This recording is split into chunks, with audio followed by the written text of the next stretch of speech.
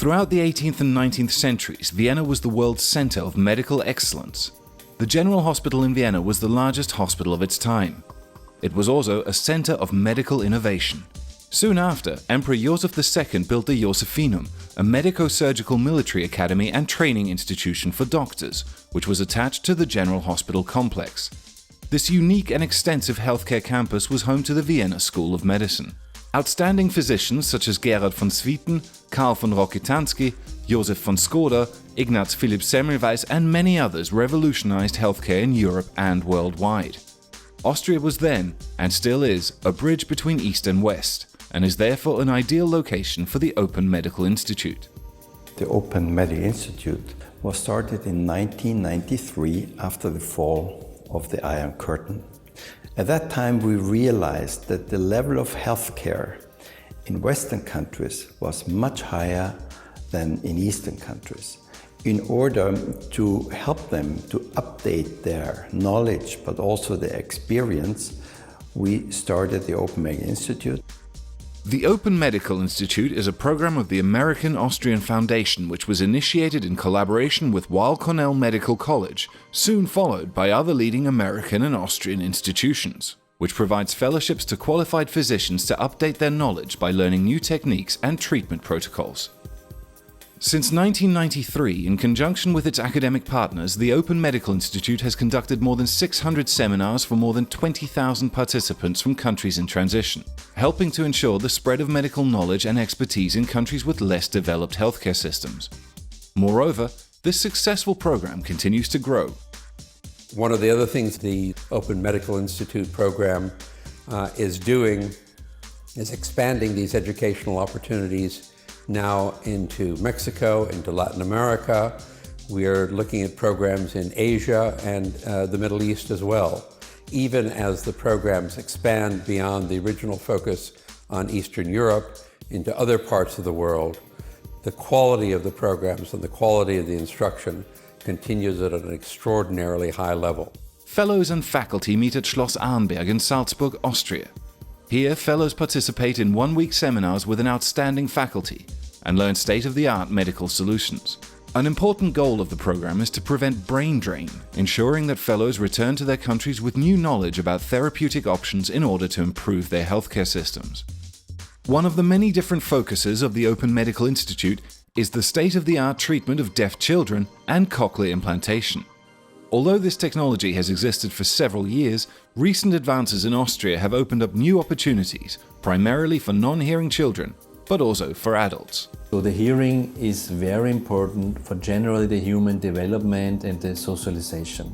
And if we have now small children, babies, newborn children, and we detect their hearing loss, we can bring them back to completely normal audio-verbal life until the school age.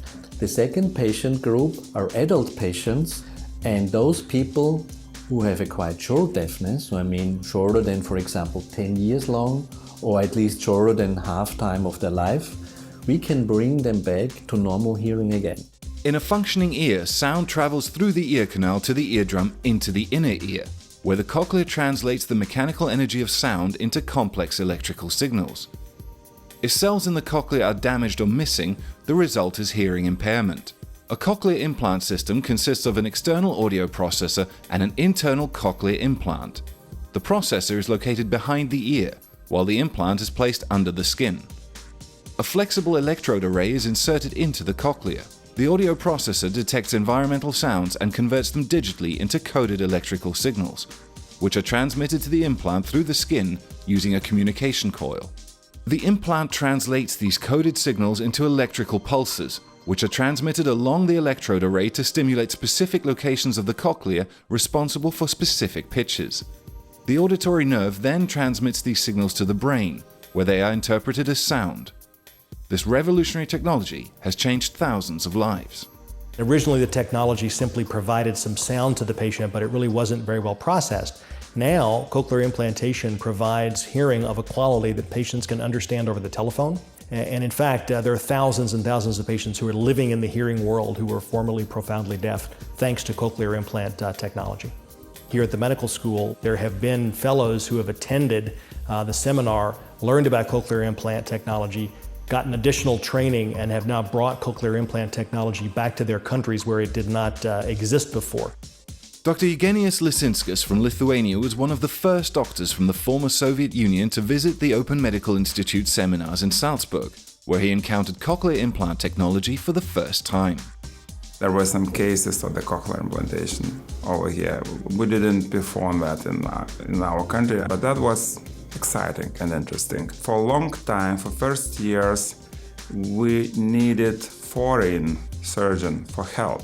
In fact, I was first surgeon in the country which performed the surgery by myself. The cochlear implantation process that Dr. Lisinskis pioneered in Lithuania is truly life-changing. Mattea Schneider is 19 years old. She was born almost completely deaf. She received her first cochlear implant at the age of 2 and the second one at the age of 10. Without them, she would be unable to hear or speak.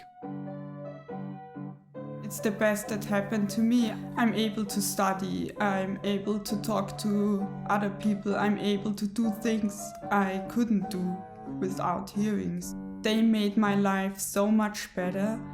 I'm so happy that I could get this chance to get 2 cochlear implants, and yeah, I love them. Cochlear implant technology is just one of the many medical innovations the Open Medical Institute focuses on. Since 1993, the organization has been ensuring that the knowledge of modern medical practice reaches the poorer corners of the world.